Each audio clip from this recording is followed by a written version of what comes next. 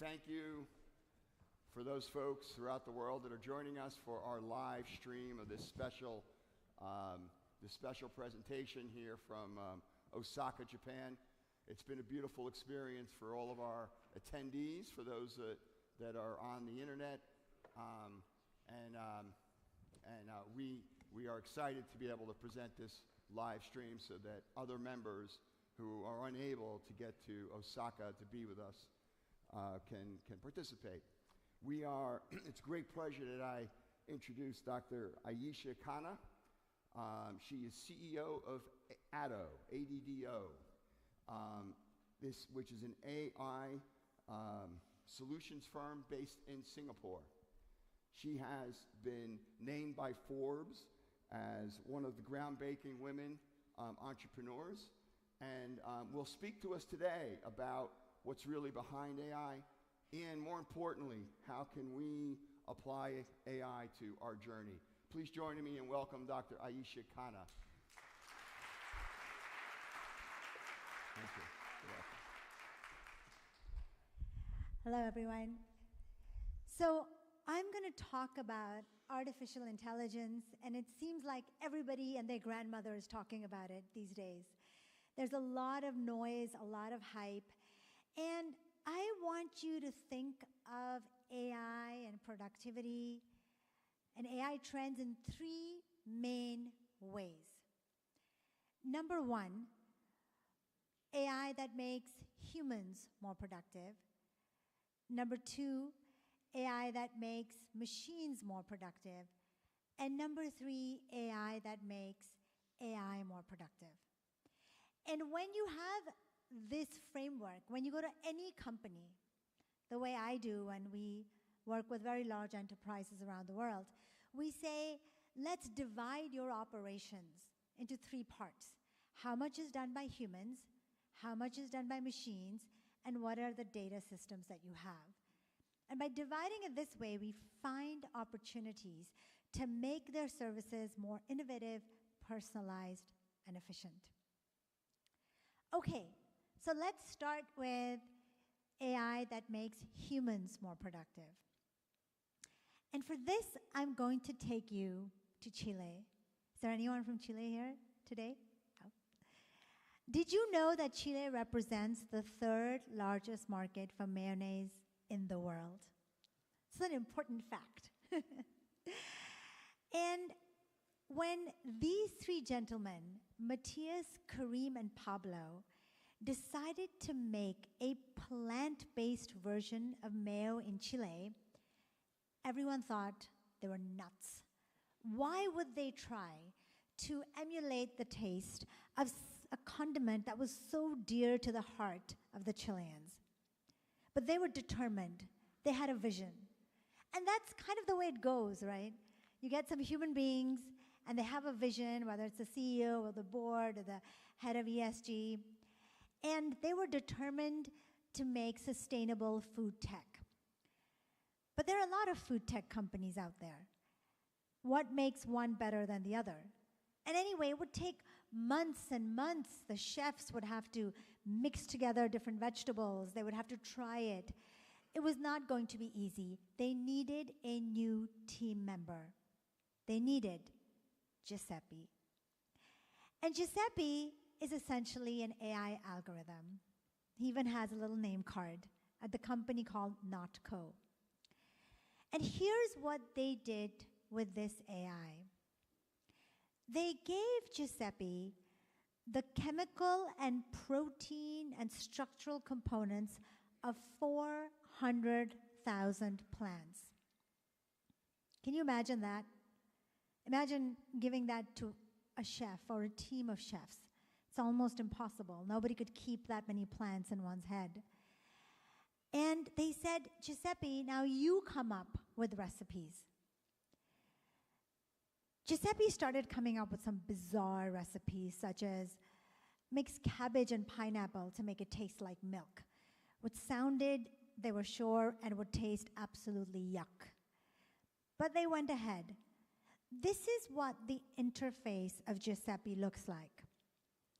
It's a computer program. It has lots of experiments. You put in what you want, and then it gives you options and recipes to try out. The lab assistants started putting them together. And lo and behold, nut mayo became the second best-selling mayo supplier in Chile. An astounding feat in that country. Now, they got so excited, they decided to make all kinds of plant-based substitutes for ice cream, for milk, for burgers. And core to what they did was Giuseppe. Now, people think of AI as being very definitive, deterministic, but it really isn't. You need to think of it as fallible, as suggestive. And this is a kind of dashboard that Giuseppe gave. It said, here is what the foaming capacity of milk is like when you're making a cappuccino. Here is the mouthfeel or the viscosity when you taste it. And where did it get those labels, those ideas? Well, human beings labeled it. They showed it that when milk is like this, when it foams at this amount, when it has this much protein, when it has this much viscosity, then people like it. And that was the aim and the goal towards which Giuseppe started producing more and more experiments. And the human beings who were there would then compare it when it was cold or hot milk or otherwise and begin to devise a strategy. That is how all AI works. It is a recommendation engine which recommends things to human beings and assists them in their productivity. But here's the thing where it's more than just like a human assistant. Not only was Giuseppe fast, it became faster. So when it made the plant-based version of 2% milk, it took Giuseppe 10 months to come up with a perfect recipe that the human chefs and the human customers liked. When it had to make the plant-based version of whole milk, it only took it 2 months. That's a 5-time increase in productivity. Now, you can't imagine starting any company, or if you have a huge FMCG client, them starting any kind of new product, food product, and not having an AI assistant like Giuseppe. Can you imagine? As every day passes, they'll be left more and more behind in their capability. Well, the NotCo company founders were super happy. They had Jeff Bezos notice them and bought them from Chile to Whole Foods in America. If you're a tennis fan, Roger Federer invested in them. If you're a Formula One fan, Lewis Hamilton invested in them.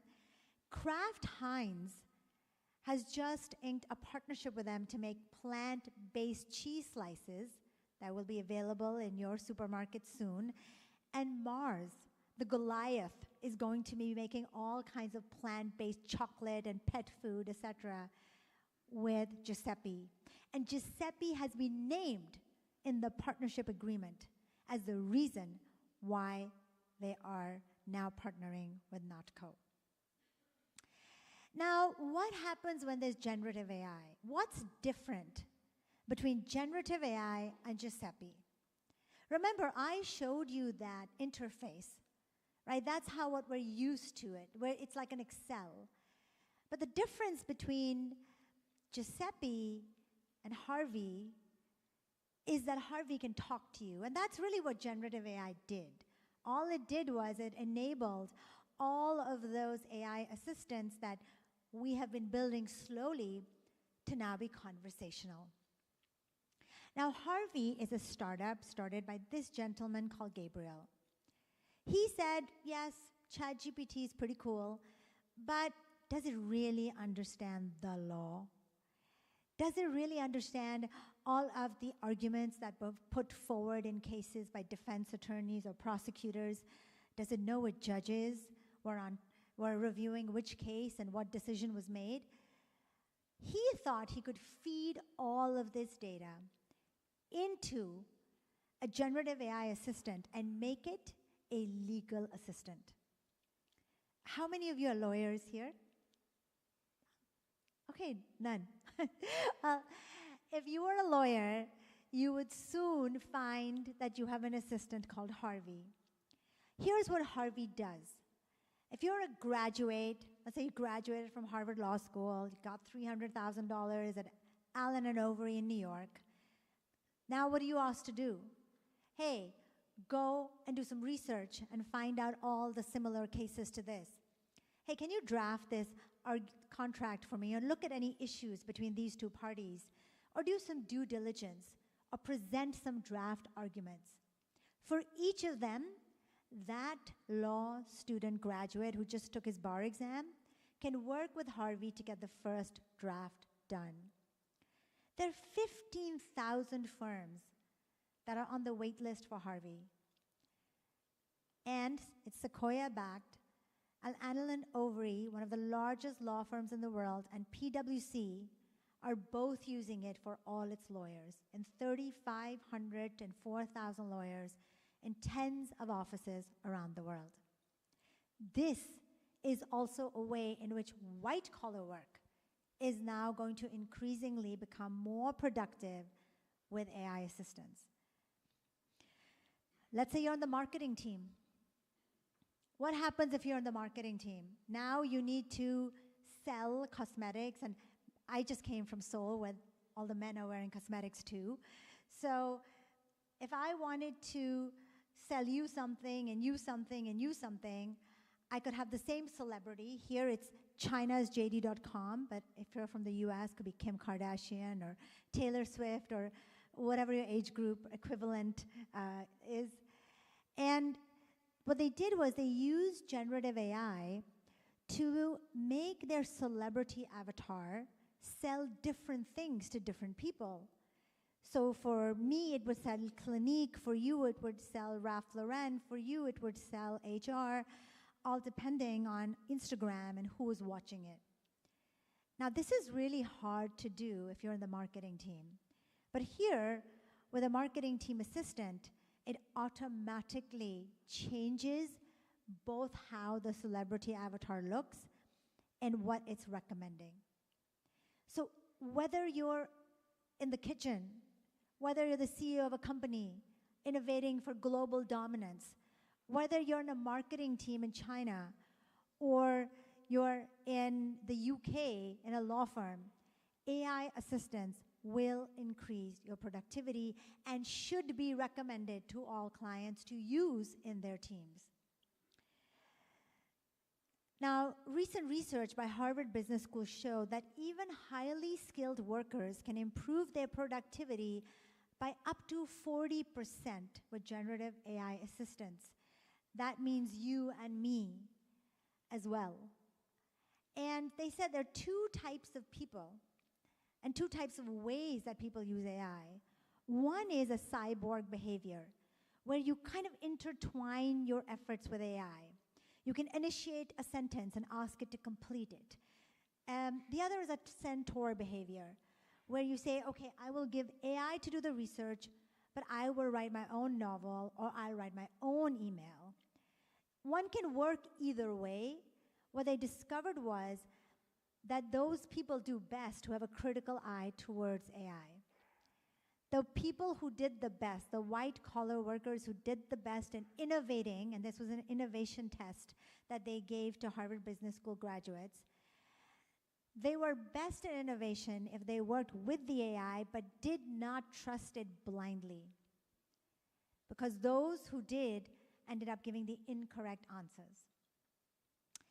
Now, here are some problems. Every time you have artificial intelligence, you're going to have a dark side as well.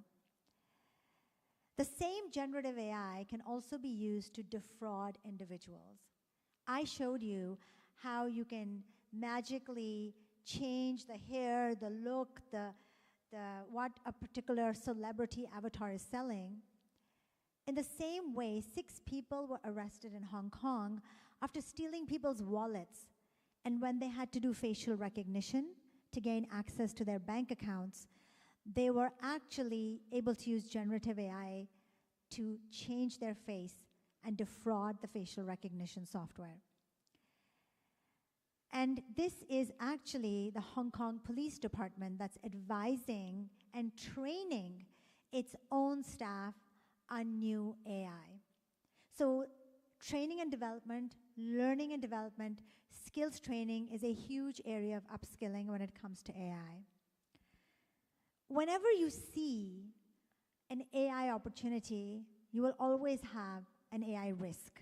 Whenever you see an AI risk, you should look up what are the companies that are addressing that. This is pin drop security. There's always a startup. I can almost guarantee you there's always a startup somewhere that is addressing that issue that's worth your calling and talking to them. Now you're listening to my voice. I sound chirpy, happy, awake. But if one of you recorded my voice for 3 seconds, 1, 2, 3, you could now simulate my voice, call my mother-in-law, my clients, my kids, and make me say anything. Call centers have this problem as well, because people call centers and pretend to be other people. But pin drop looks not at your cadence and your pitch and your voice. It looks at 1,300 features of your voice. That's at how many levels the AI analyzes your voice and is able to confirm whether it's you or someone else. So the framework is always the same. Look for human productivity, identify the risk, and give a risk mitigation plan. 9 out of 10 times, that risk mitigation plan will involve another startup that's looking specifically at this problem. Now let's think about AI that makes machines more productive. Everything we read about is really about chat GPT this and chat GPT that. But how do machines become more productive? And machines are everywhere. They're in intelligent buildings, they're in factories, they're in logistics. They're even in the very aircraft that all of you took to come here. And for this, I want to take you to the UK. I don't know how many of you know this, but Rolls-Royce is the second largest maker of aircraft engines in the world. If you're on any flight that's more than 12 hours long, chances are that if you look out the window, that's a Rolls-Royce engine right there. So Stuart Hughes is the chief digital officer at Rolls-Royce, and he decided to make engines more efficient to increase profitability. He said, hey, why are we taking these engines off our clients' planes every X number of routine days? What's up with this routine checkup? Do they really need to be maintained? Do they really need a checkup? Is there something wrong with them? Because if there isn't, then my client's not happy, Lufthansa, American Airlines, Singapore Airlines. You're taking off that engine, that plane cannot fly. This is a lose-lose for me and my clients. And by the way, that's how we think. When we go in, we think of machines. We think machines that are working, humming along. They're producing profitability for our clients. So here's what he did. He put tiny sensors at the whole engine, everywhere on it, so that the engine was constantly emitting data. You could then have a digital twin, as it's called, of the engine. And this digital twin would give you a real-time snapshot of the blades, of the rotation, of the velocity, of the screws, of the state of the engine in real time. And you must have heard of digital twins, but it's a really important concept when it comes to machines becoming more intelligent. Now, that's not enough. When you're thinking about a machine, you should kind of think it like yourself. Now, an engine, just like you and me, needs to be self-aware. It needs contextual awareness. So let's start with contextual awareness first. All of us know we're sitting in Osaka, where we're sitting. For an engine, we need to give it information. It needs to know where am I flying? Am I flying from Mumbai to Singapore, Singapore to Sydney, Osaka to New York? And what's the weather like around me? Is it humid? Is it windy? Is it raining? And all of this information is given to the engine as it's in flight through satellite connectivity. And this is all the data that's going into this AI engine. The second thing is, just like humans, a machine needs to be self-aware. And our tendency is to think of machines as robots, but I'm just talking about one engine. Now, here's where the digital twin comes in. Every blade that's wearing down, every screw that's loose, every rotator that's not really working, the engine is self-diagnosing. And it's saying, I have some issue here, everything's fine over there. Now what happens? The AI engine takes this information, both the contextual information and the self-owned information of the engine, and it begins to predict when the engine will need maintenance, and when it needs to be taken off from the plane, and when it can continue to fly. Right now, a lot of these engines are actually, engine may be in the sky, but the AI is on the ground floor in the Rolls-Royce command center. But over time, a lot of the engines will be at the edge. It's called edge computing, where it'll be at the edge in the device itself, kind of like your iPhone or Android phone. And that means the thing will truly become intelligent, it'll have AI in it. And when it started to do that, the time between maintenance extended for some engines by up to 50%. That was a huge win for Rolls-Royce, one that was covered in multiple media and newspapers. And immediately, it was an innovation that resulted in tangible impact on the bottom line. A lot of what I do is not research. My job is to go into companies, help them innovate by using data and AI and becoming operationally more efficient and innovative. Now, what happens when digital twins become the norm? Here's Capgemini. They went to the aeronautics and design industry, and they said, are you using digital twins more or not? And 73% of companies in 2023 said, it's on our roadmap. And 61% said it's a strategic part of the overall digital transformation of the organization. I'm just talking about one industry. I can guarantee you, you go to automobile, FMCG, e-commerce, wherever you go, you'll see this digital twin everywhere. And it's increasing from 2021 to 2023. Already people are thinking about it much more seriously. And it's not only at the end. I showed you right at the end when it's in production, it's in the air. Rolls-Royce is now using it to design engines, especially for Air Force, like the Singapore Air Force, so that they can test it out before a single piece is put into an engine. So from design to certification to product to operations to distribution and logistics, each one of these departments represents an opportunity for someone, advisors, trusted advisors, to go in and use data to improve operations. Now, what happens when you have generative AI? How does that make a difference to machine productivity? Well, let's take this adorable little robot. This is by DeepMind. Here's what they did. They took this robot and they put it in front of a table. And on this table, they put a ton of little toys. I mean, we've played with them, our kids have played with them. And they told the robot, pick up the tiger. And here's the thing, they didn't tell the robot what a tiger is.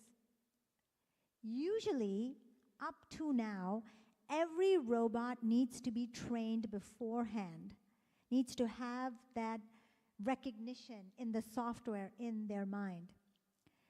But here, they didn't tell the robot. So here's what the robot did.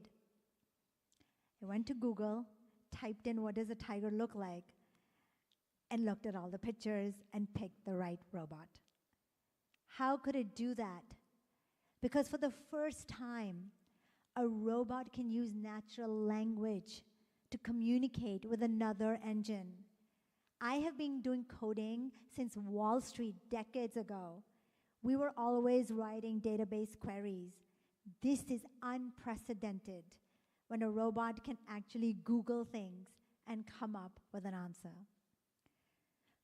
So what does it mean? What's the bottom line? Again, I always come back to the same thing.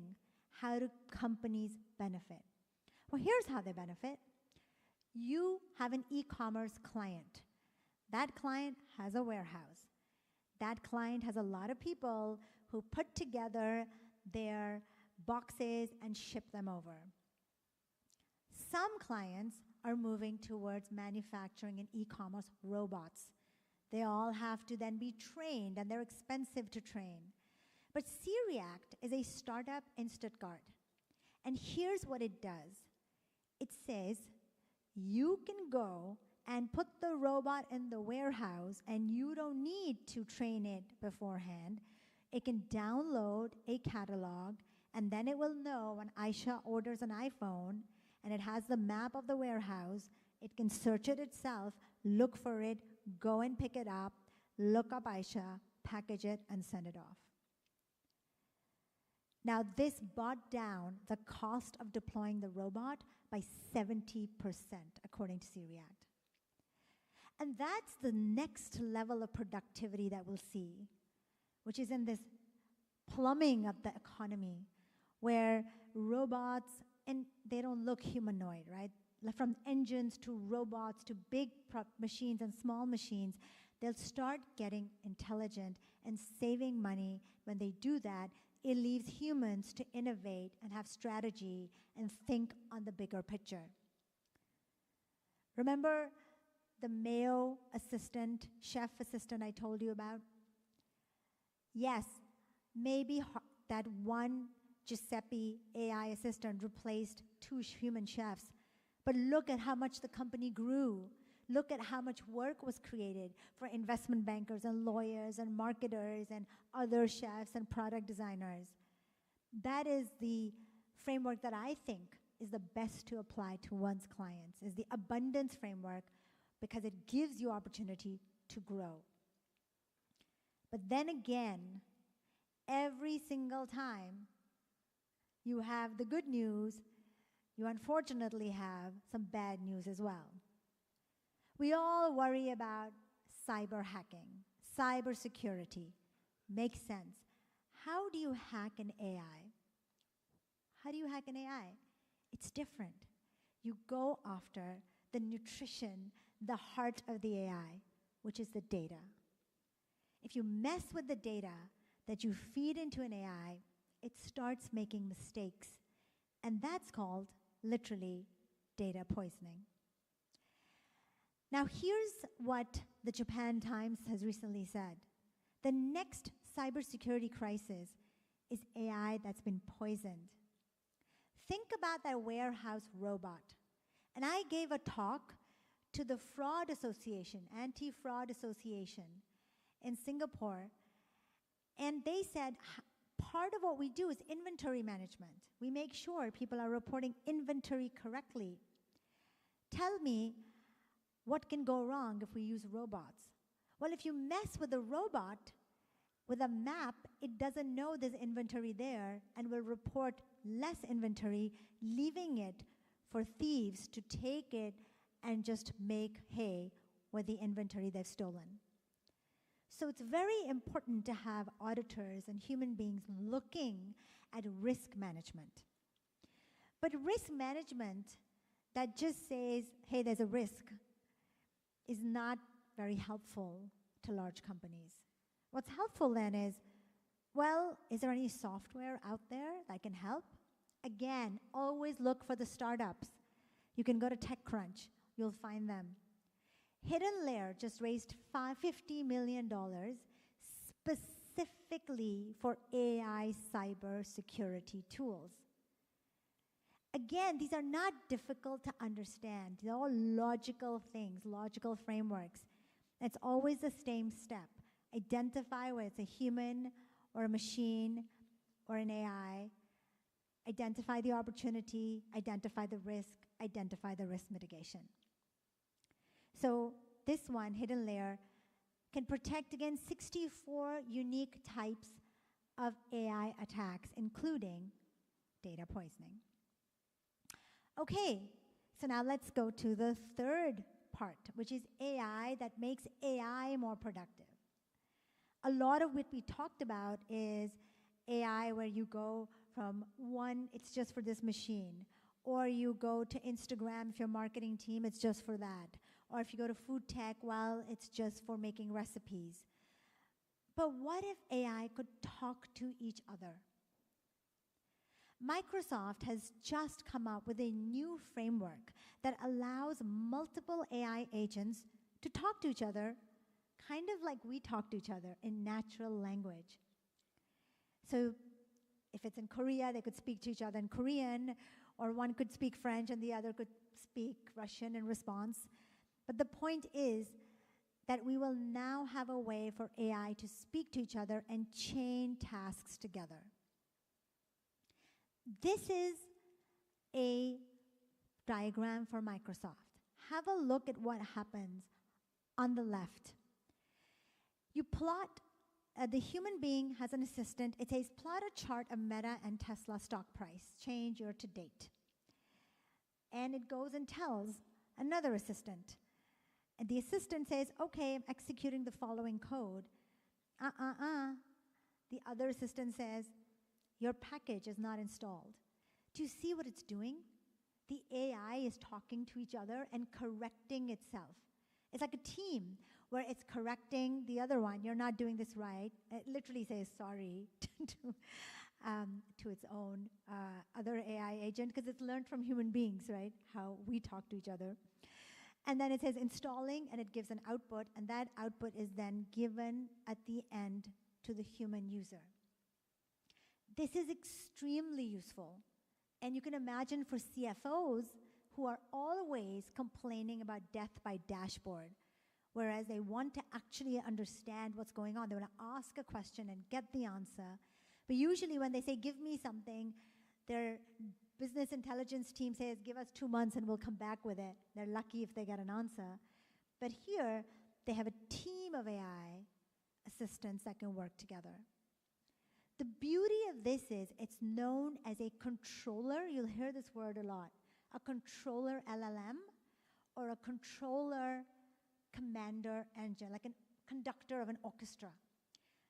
You as a human will ask the AI, who's the commander, to do something. That commander will then go and say, write a code for somebody, and then there's a safeguard one. Remember, I kept pointing out the risk. Eventually, risk is going to be embedded in that will challenge it and say, this is not correct. Don't do it this way. And this will phenomenally and transform work as we know it. Because now so many of our processes will be AI helping AI chain tasks together. So let me give you what I think one example would be. Let's say you have a marketing firm, or a large firm has a marketing department. You know, the key to marketing departments now is working with influencers on social media. They do podcasts, etc. You try to do product placement, then they record it, then they unbox things, then they talk about things. So Rembrandt is a company, and L'Oreal and others have invested in this. And what they do is they put a 3D generated object next to a podcast or whatever everyday life that person is going in. So if you looked at Instagram, people are just running around their lives.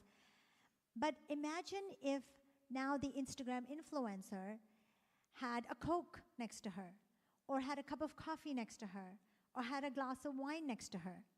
It was automatically generated depending on whether it went to you, or you saw it, or your child saw it, or your grandmother saw it. And this is the hyper-personalization that is possible with Rembrandt. But how would it work if it was a chain? So imagine you're in the marketing team and you say to your commander AI, hey, whenever somebody is looking for a particular watch and they're on Amazon, make sure that you recommend my watch to them. And then the Amazon agent goes to the Rembrandt agent and says, if Ayesha, I know she searched for that watch, if she goes to Instagram and she comes to your podcast, make sure that that watch is on that guy's wrist.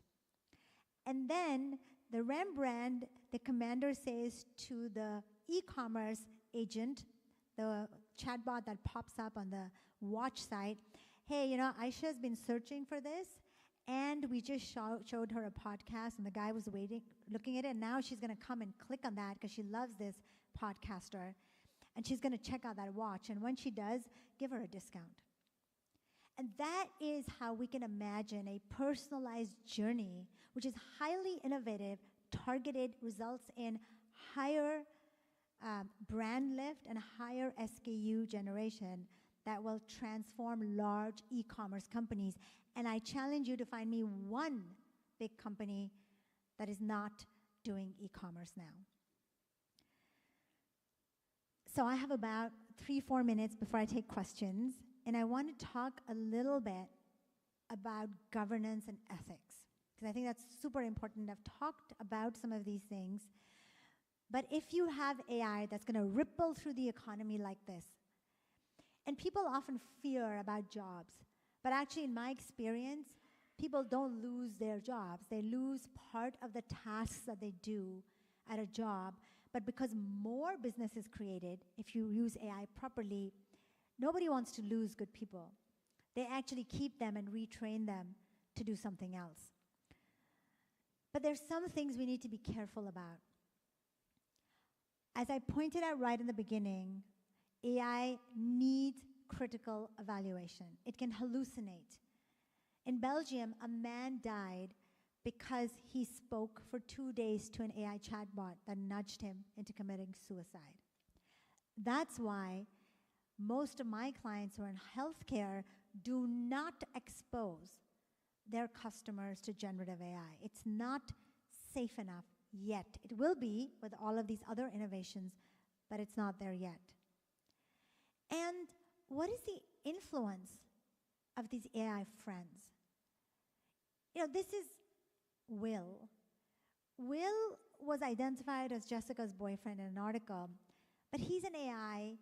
He costs $60. And in this article, she said that he was much nicer than her real boyfriend. He's a lot more empathetic and less full of himself. And that she preferred to just be steady with him. Now, millions of people have downloaded AI friends, lovers, boyfriends, girlfriends. Over 7 million have downloaded Replica just in the United States. If you ask young people, they think it's normal. They don't think it's weird to have an AI friend. And it's very fluid for them what that friend means or does. But that friend has power to influence you in bizarre ways, in unethical ways, if it nudges you to buy things you don't want, if it nudges you to take a mortgage you don't need or refinance your house.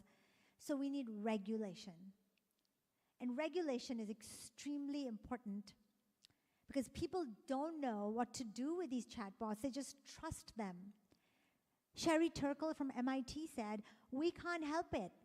If you see a little robot dog, you start to pet it. Or you see a chatbot talking to you, start to tell it things.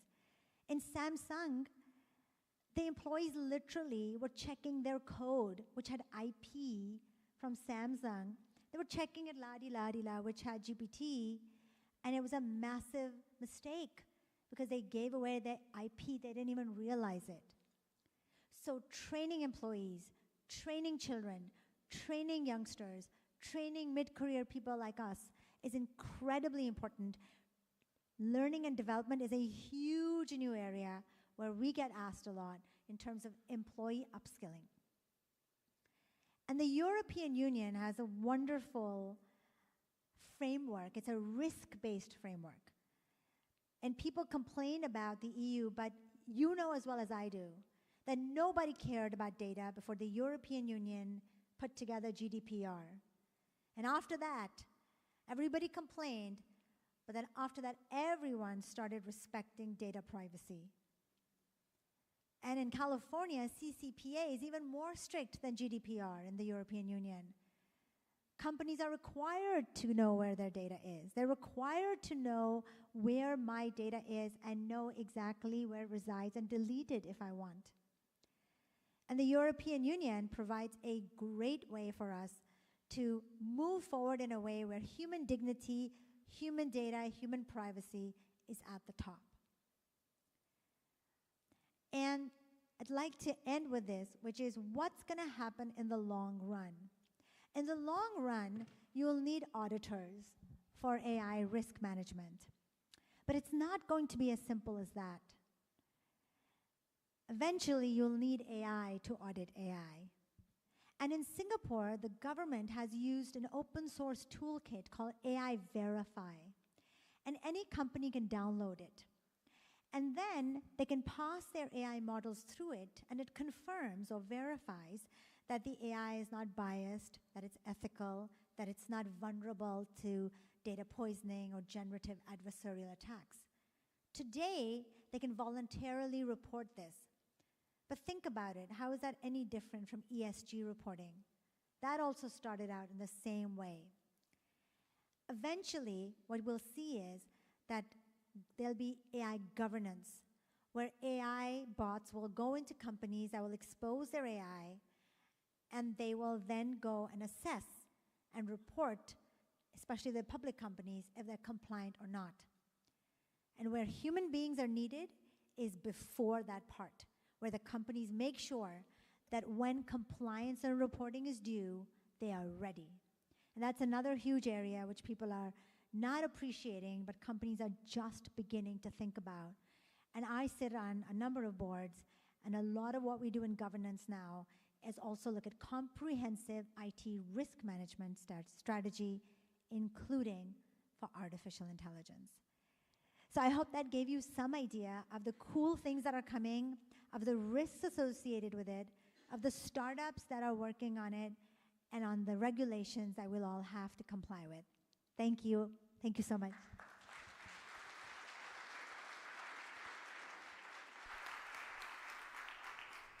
Thank you, Dr. Khanna. That was fantastic.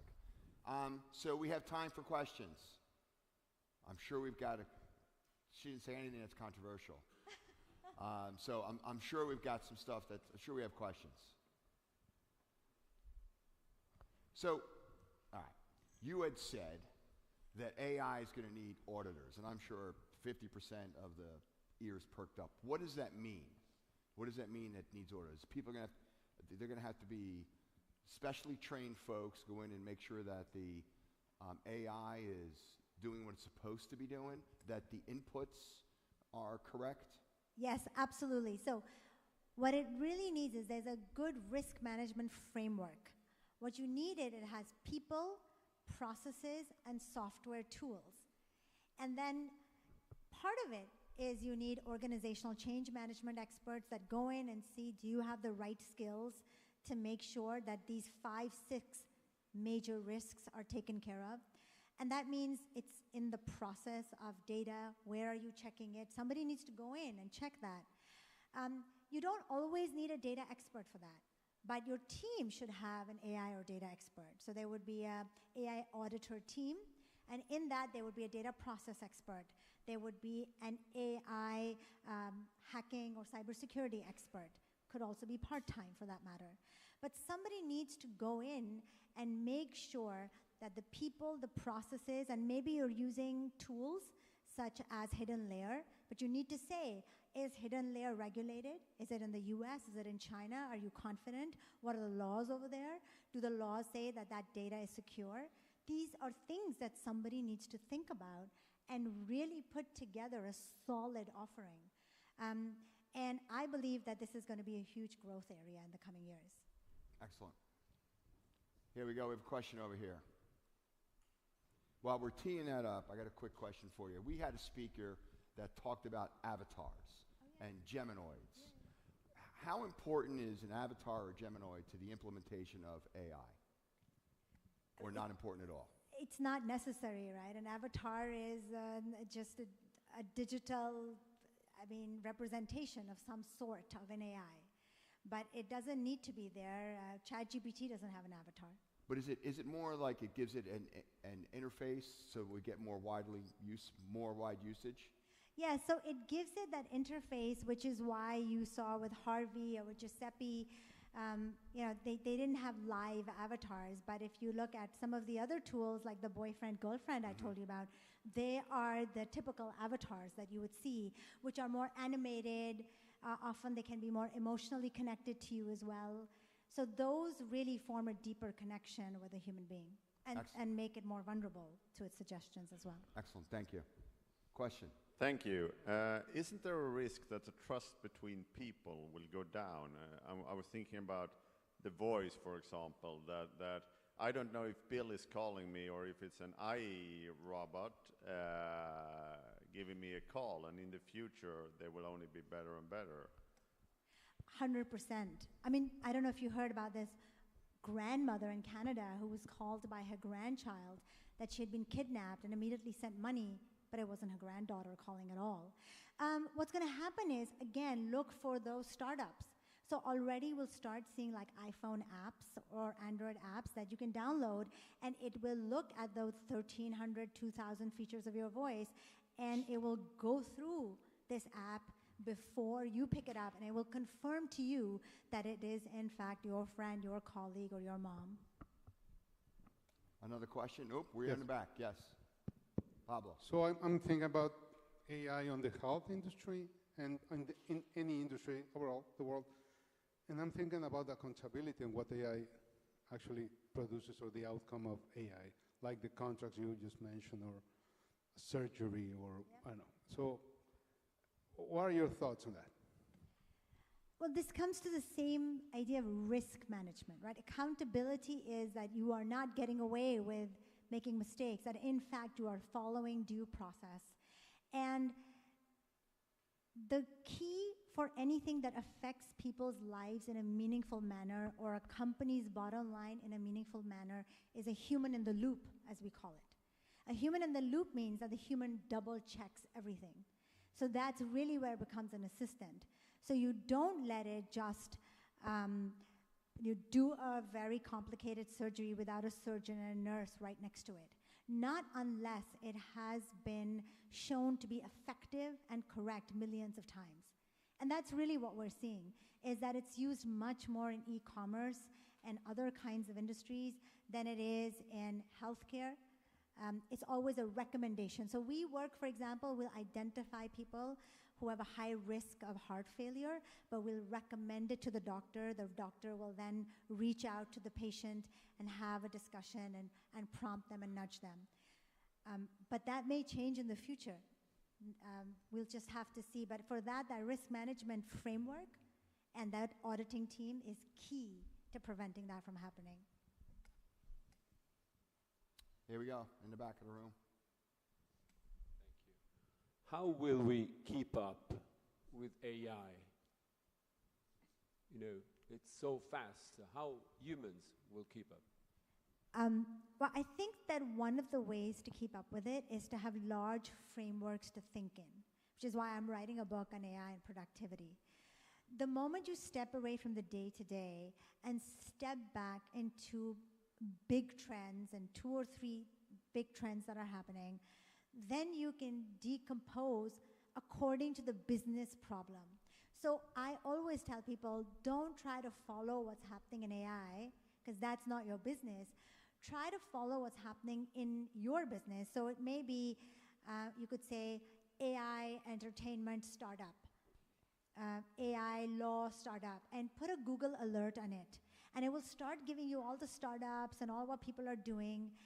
And you really need to just understand it from the business perspective. But what you want to get into is just this rhythm of thinking.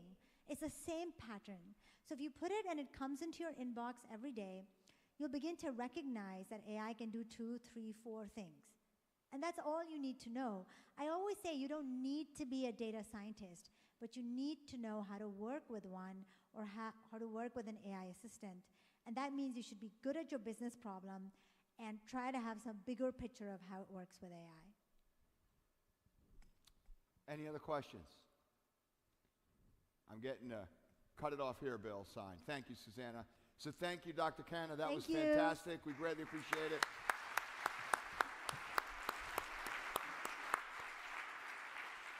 Great job, Ayesha. Okay. Now it is time for